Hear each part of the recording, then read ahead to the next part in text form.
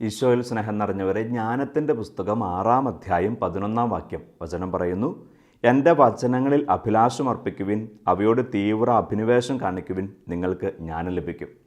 ദൈവവചനം ഒരു വാഗ്ദാനം നൽകുവാണ്. ദൈവവചനത്തോട് നമുക്ക് അഭിലാഷം, ആഗ്രഹം ഉണ്ടെങ്കിൽ, അതിനോട് നമ്മൾ ആവേശം കാണിക്കുന്നുണ്ടെങ്കിൽ നമുക്ക് ദൈവം ജ്ഞാനം നൽകും.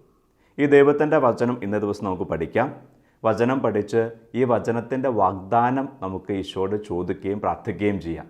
വചനം ഒരു കണ്ടീഷൻ വയ്ക്കുവാണ്, ദൈവവചനത്തോട് നമുക്ക് ആവേശം ഉണ്ടാവണം, നമുക്ക് അഭിലാഷം, ആഗ്രഹം ഉണ്ടാവണം. പ്രിയപ്പെട്ടവരെ, നമുക്ക് ഈ വർഷം ഓരോ ദിവസവും ഓരോ വചനം പഠിക്കാനായിട്ട് പരിശ്രമിക്കാം.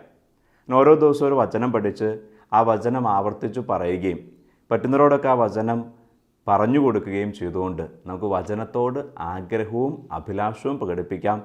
അങ്ങനെ നാം ചെയ്യുമ്പോൾ ദൈവം നമുക്ക് വാഗ്ദാനം ചെയ്യുന്ന ജ്ഞാനം നമ്മിൽ നിറയട്ടെ.